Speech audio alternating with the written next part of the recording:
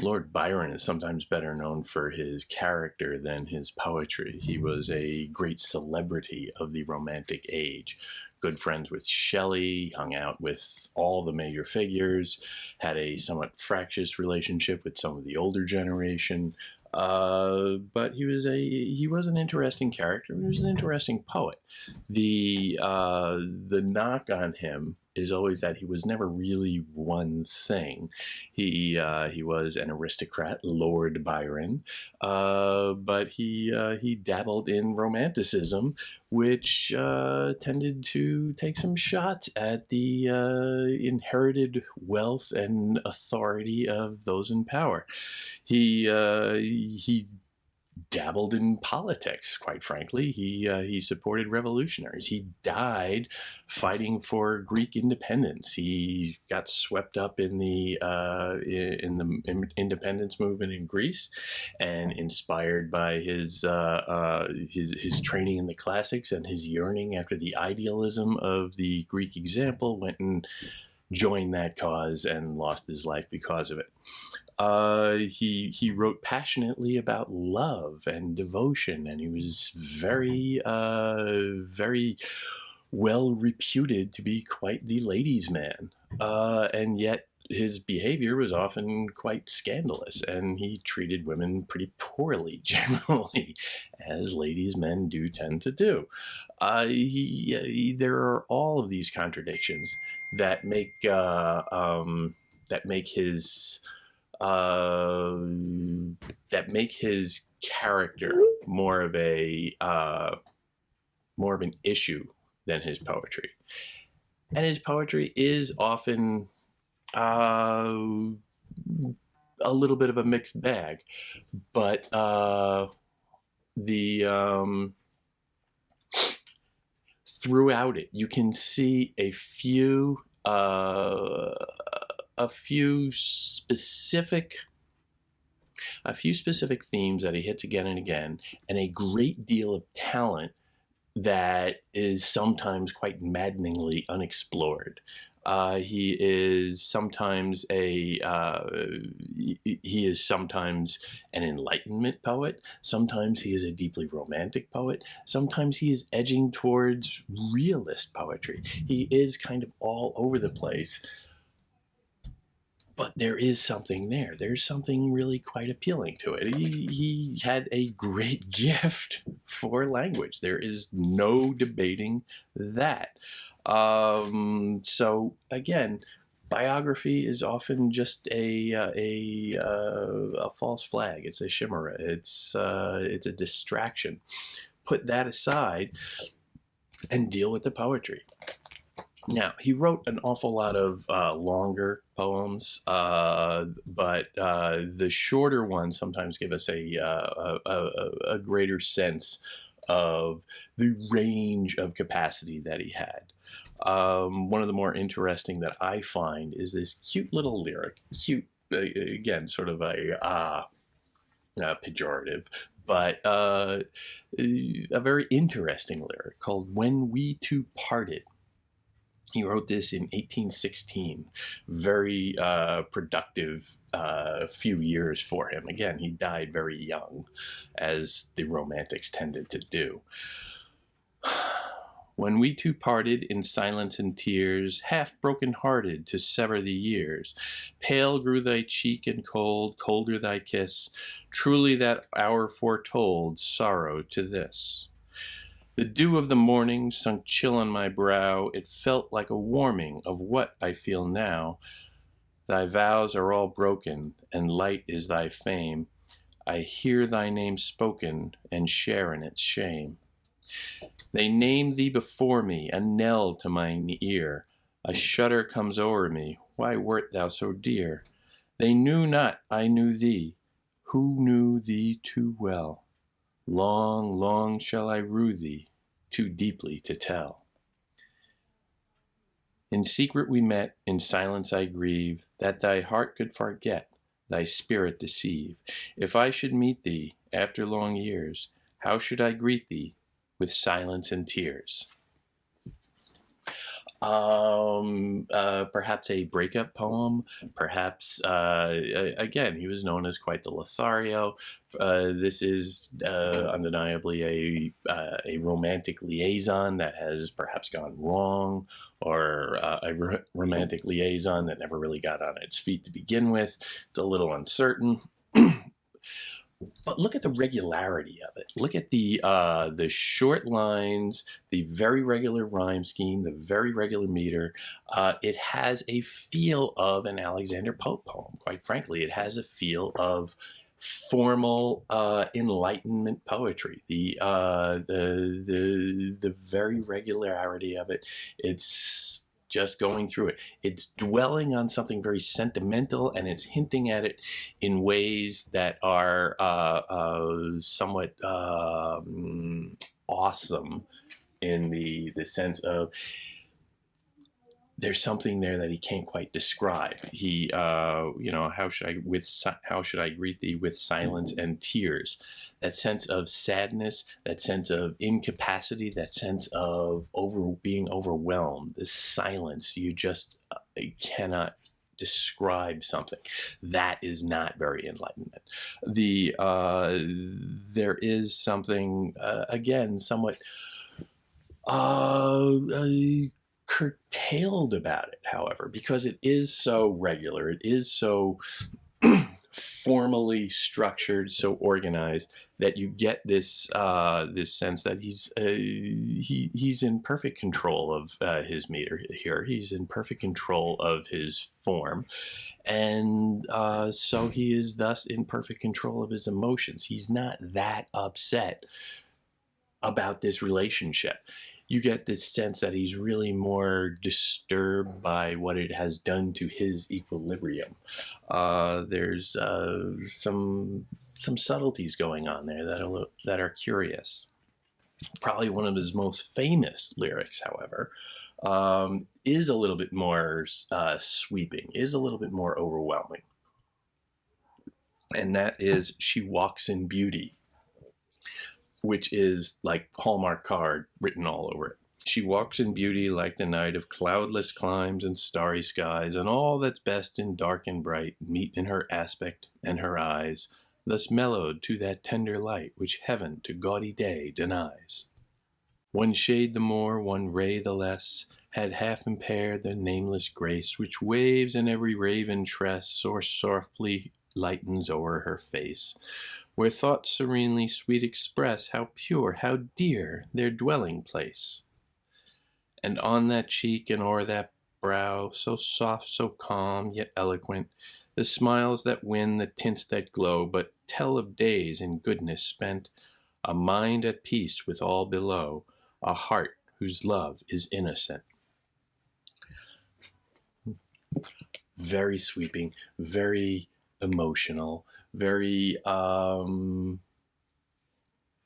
idealistic, an ideal love.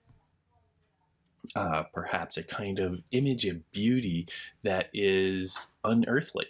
It is very much a divine image. She walks in beauty. She walks in a kind of divine grace. Cloudless climes and starry skies, all that's best of dark and bright. All that's best of dark and bright. We're in the realm of idealism here, meeting her aspect in her eyes. So he's seeing the divine in an individual. Physical attributes. Her aspect is a little bit general, but her eyes specifically. Divine light coming through a physical presence. That's Romanticism. One shade the more, one ray the less, had half impaired the nameless grace. Again, you get this sort of flowing language that is not so regular, not so insistently metrical as when we two parted. The meter is still there. It's very subtle, though. It is more of a flowing sense, a more romantic, perhaps, cadence to it.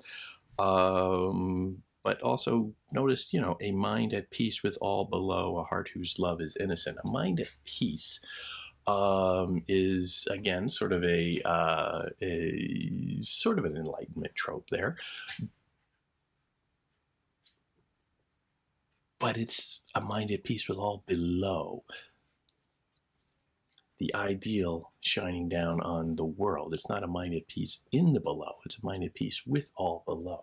You have attained this kind of heavenly grace, so you are rising above everybody else. You are, in fact, at this point, godlike. You are partaking in divinity. Another one that pushes the formal limits a little further and imbibes a kind of divine ecstasy is the poem Stanzas for Music, which has formally some really interesting things going on.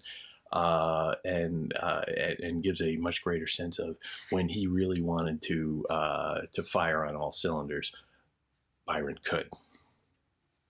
There be none of beauty's daughters with a magic like thee, and like music on the waters is thy sweet voice to me.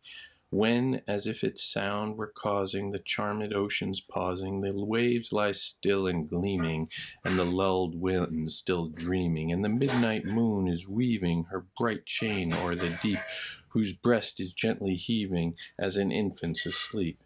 So the spirit bows before thee to listen and adore thee with a full and soft emotion, like the swell of the summer ocean. You feel that insistent, swelling cadence to it. It is just awesome. The prevailing image here is of the ocean. It's something enormous. It's something mysterious. It's something overpowering in every way. And this lover is being compared to it. Again, physical presence with a kind of divine mystery to it. Seeing the divine in the world around you. But again, you're getting some interesting formal paradoxes here. It is very swelling and very overwhelming. You get that feeling from the language. You get the feeling of the ocean coming in and pulling back and coming in, this wave after wave of language. But it overwhelms. It starts out very almost a little bit organized, almost a little bit structured, like it's trying to contain itself. There be none of beauty's daughters with a magic like thee, and like music on the waters is thy sweet voice to me. Very simple couplets there. Very structured ABAB and very rhythmical, but it starts to expand right from there. When, as if its sound were causing the charmed oceans pausing, the waves lie still and gleaming, and the lulled winds seem dreaming. So there, it's coming a little bit more insistently. There, the rhyme goes from ABAB to AABB, or BBCC, or whatever it is. It's much more up tempo, let's say, and is much more insistent. And notice also how that stanza, here we are, a two-stanza poem, and normally at the end of a stanza is generally marked by a completed thought of some sort. It's a unit, and here the poem spills over. I don't know why he broke it into two stanzas. Maybe this is part of the idea of it. You cannot hold back that insistent cadence of the words. The ocean will overwhelm. And the lulled wind still dreaming, and the midnight moon is weaving. And see, now he's adding on an extra rhyme there, because you're going from causing and pausing, a couplet, to gleaming, dreaming, and weaving. That's a triad. Always developing. You cannot hold it back. You cannot hold back the ocean, whose breast is gently heaving as an infant's asleep. So the spirit bows before thee to listen and adore thee with a full but soft emotion, like the swell of summer's ocean.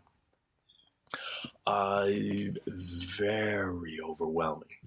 A sense of the love and the passion that is perhaps not to be denied. Now, there is a divine aspect of this. Beauty here is capitalized and personified. It is essentially a classical goddess, like Venus, the goddess of beauty. Significantly, well, perhaps insignificantly, there be none of beauty's daughters with a magic like thee. Well, who is this then? If it's not a daughter, it's probably a son. So yes, we have an example here of some same-sex attraction, but a sense of a passion that is overwhelmed, and a kind of divine spirit within it that is the real. You get the sense is the real object of devotion, more than any silly little physicality. They say that hope is happiness. They say that hope is happiness, but genuine love must prize the past, and memory wakes the thoughts that bless. They rose the first, they set the last. And all that Mercury loves the most was once our only hope to be, and all that hope adored and lost hath melted into memory. Alas, it is delusion all. The future cheats us from afar, nor can we be what we recall, nor dare to think on what we are. Very regular, very metrical, very even-tempered. A little melancholy, of course. He's always very melancholy, which is an indulgence of the emotions. But it's a kind of perspective on emotions. He's regretting something that perhaps happened, and he's dwelling on it a little bit, but he seems to be thinking his way through it. It's a objectification of the emotion. He's not necessarily getting swept away like with the ocean. It's more like, well, that was something. But there are repeated references to fading, to the life cycle, if you will, to the passage of time. They rose the first and set the last. A sense of passage. Hath hope adored and lost hath melted into memory. All of these things of time is passing, things pass. This is a natural cycle, which is, again, a way of getting perspective. Now, he's perhaps dwelling on it. He is perhaps indulging the melancholy side, but still, there's that little bit of rationalization. Like, yeah, I know this hurts, but this too shall pass. There is that in there. That aspect of perspective, that aspect of some restraint and even a rationalism, hints at the more enlightenment aspects of his poetry, a kind of old-fashioned quality, a kind of traditionalist quality that he was very much subject to by critics. They will often lump him more with the Alexander Popes of the earlier generation than with the Romantics like Keats and Shelley that were his real contemporaries. You can see some of this in "So We'll Go No More a Roving." Again, sort of a playful little thing. Again, we in here is a kind of a romantic interest. We'll go no more a roving. A roving is like, well, strolling with your beloved. So we'll go no more a roving so late into the night, though the heart be still as loving and the moon be still as bright. For the sword outwears its sheath, and the soul wears out the breast, and the heart must pause to breathe, and love itself have rest. Though the night was made for loving, and the day returns too soon, yet we'll go no more a roving by the light of the moon. Again, a little melancholy. Oh, well, that was nice, but it's over. You can read the biography in this pretty clearly. He's breaking up another romantic entanglement. But it's interesting how he's doing it formally. It is once again, very regular, very metrical, very insistent rhyme scheme. It's kind of languid and melancholy, but there is that very firm structure in there. It's like he's going through the motions emotionally. There's not a lot of sense of the overwhelming quality to it. But look, the real mastery of it, the real genius of it, comes in that last line. Though the light, the last stanza. Though the night was made for loving and the day returns too soon, yet we'll go no more roving by the light of the moon. That last line, he drops the meter. He drops the rhythm of it. It had been such a nice, easy, almost dog trot little ditty up until then, but then things go sour at the very end. And I have to read that as a formal metaphor for the relationship itself. It was pleasant, it was happy, it was moving along, it was just pleasing in a regular sense. And then, well, it got a little ugly at the end. The story of romance is essentially the same throughout time.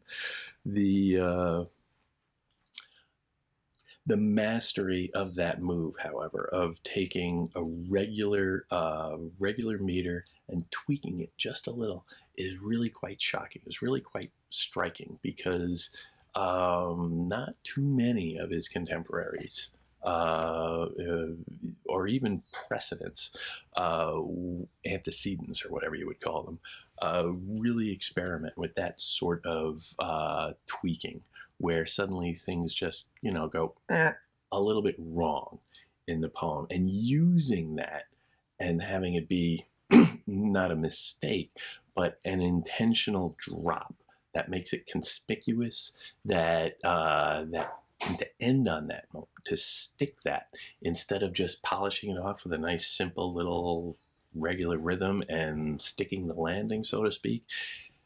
That shows some confidence. That shows some a sense of the métier, a sense of the form.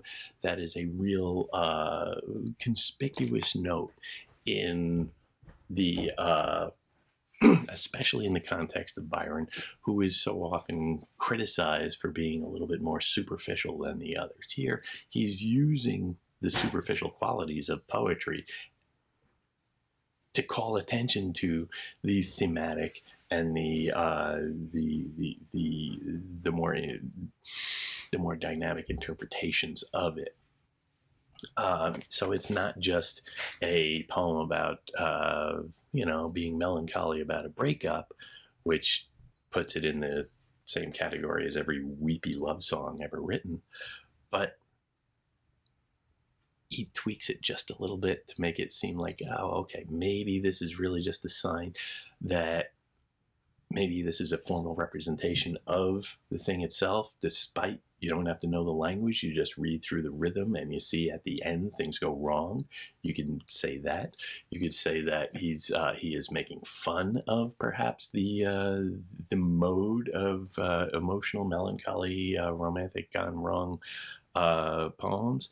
You can speculate on these things in quite a lot of ways. They all point back to the this sense of he is an innovative voice. He is in command of his medium. Another interesting poem has some reflection on his biography. When a man hath no freedom to fight for at home. Remember, he dies fighting for Greek independence. So he, for a number of scandals, mostly romantic, he was uncomfortable in England. He was as a very conspicuous member of the aristocracy. He was a rather scandalous figure, and so his behavior made him a little less welcome in England than as time went on. So he started going abroad, and he, famously traveled throughout France and Italy and Switzerland, and we got swept up in the struggle for Greek independence, which was a huge cause célèbre of the Romantic era. And so, almost in a kind of that notion, when a man hath no freedom to fight for at home, is that a sign that he has freedom at home, or that he has no freedom at home? It's a little uncertain. There's a little bit of a double edge here, a little bit of a resentment and criticism of England, while also being a rallying cry for joining a cause. That's largely what the poem is about: getting swept up in a cause outside yourself. When a man hath no freedom to fight for at home, let him combat for that of his neighbors. Let him think of the glories of Greece and Rome, and get knocked on his head for his labors. To do good to mankind is the chivalrous plan, and is always as nobly requited. Then battle for freedom wherever you can, and, if not shot or hanged, you'll get knighted. Which is funny. He's here. He's definitely in an Alexander Pope mode. It's again very regular meter, very regular rhyme scheme, and that kind of a wry detachment that says that at the end, when you when you get shot or hanged, that's unfortunate. But if you do that, or if you can avoid that, you'll get knighted. So, there's something out of it. And that first thing, shot or hanged, is kind of dramatic, but then knighted seems sort of silly as an afterthought. It's like, well, or you can have this. There is this little bit of a perhaps self-awareness. It's definitely calling, I think, for the participation in something greater than yourself. And notice how he puts it in terms of, and think of the glories of Greece and Rome.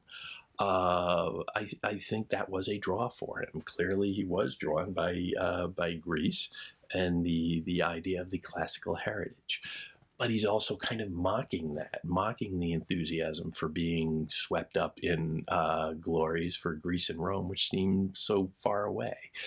He's having it kind of both ways on this, and I'm a little uncertain where he's going with it. But that might be the point. Maybe the only way to get swept up in a war, to participate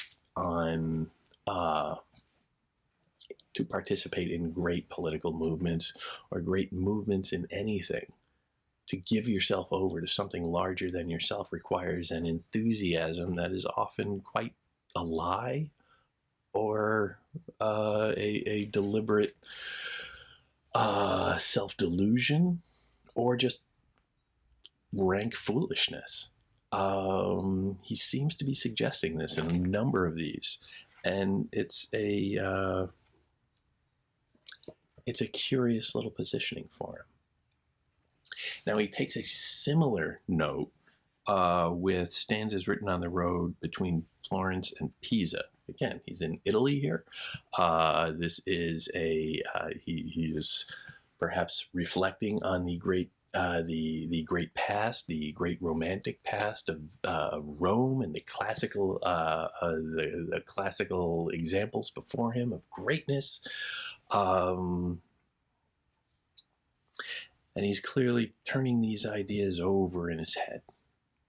And this is fairly late in his life at this point. Again, died young, but fairly late, not long before he died.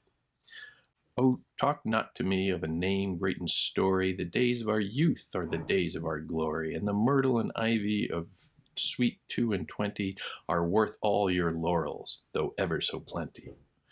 What are garlands and crowns to the brow that is wrinkled? But 'tis but a dead flower with maydew besprinkled. Then away with all such from your head that is hoary. What care I for the wreaths that can only give glory? O fame, if I e'er took delight in thy praises, 'twas less for the sake of thy high-sounding phrases than to see the bright eyes of the dear one discover she thought that I was not unworthy to love her. There chiefly I sought thee, there only I found thee. Her glance was the best of the rays that surround thee. When this sparkled or aught that was bright in my story, I knew it was love, and I felt it was glory. A little bit of an ironic take on Romanticism writ large, the confusion of uh, um, history, of fame, of being esteemed great by perhaps the multitudes, and he's contrasting that with being appreciated in a personal way. Talk not to me of a name great in story. Like I don't really, don't tell me about history. Am I being decent uh, to one person? Am I being decent in myself? The days of our youth are the days of our glory, and the myrtle of ivy of sweet 22 are worth all your laurels, though ever so plenty. He is perhaps a little older now, in his 30s, and he is looking back on his 20s and saying, well, yeah, maybe I was something more then. But he's not that old at this point. So there's this weird relationship between what he is defining as glory. What are garlands and crowns to the brow that is wrinkled? He is now a fairly successful poet, and the garlands and crowns, crowns of ivy perhaps, or laurel, are the mark of the poet, the classical markings of the poet significantly. He is reflecting on his youth, but is he also reflecting perhaps on the classical inheritance, which is very old at this point? It's a little uncertain. O fame, if ever I took delight in thy praises, 'twas less for the sake of thy high-sounding phrases than to see the bright eyes of the dear one discover she thought that I was not unworthy to love her.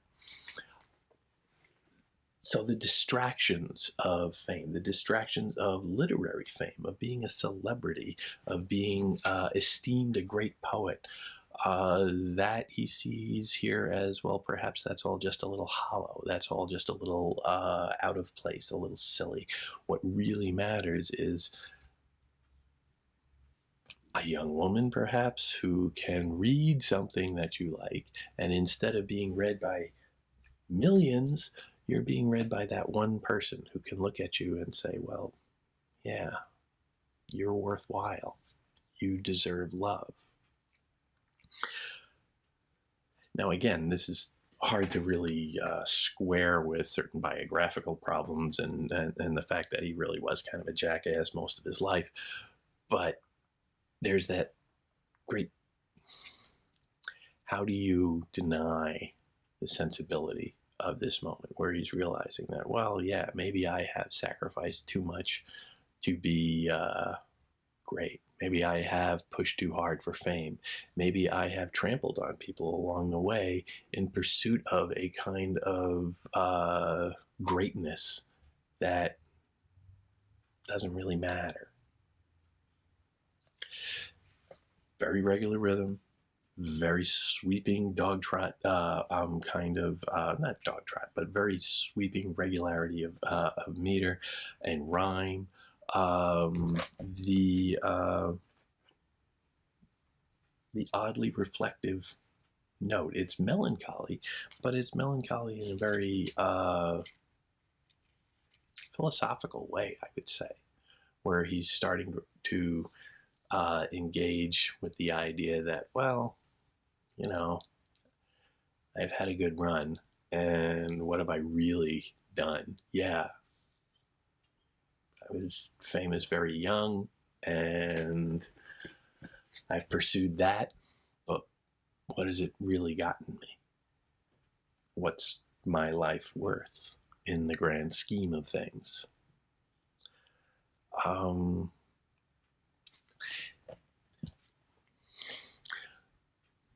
Byron is a very interesting poet. Byron is a very dramatic poet. He's a fun poet, and the stories are great. The biography is great. Reading about him palling around with Shelley, reading about him being in on the big writing contest with that produced Frankenstein, when little Mary Shelley was just the teenager in the corner. Those are a lot of fun. But that's the distraction. Reading the poetry is more challenging. Some of his longer poems are really long, and he experimented with a lot of longer verse forms, and those are significant. But these little tight poems, these little very concrete lyrics,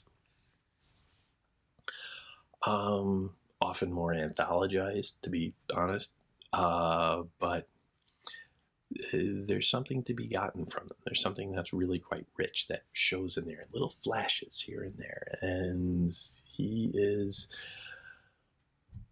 somewhat fairly dismissed as being kind of a blowhard from time to time, but there's something there.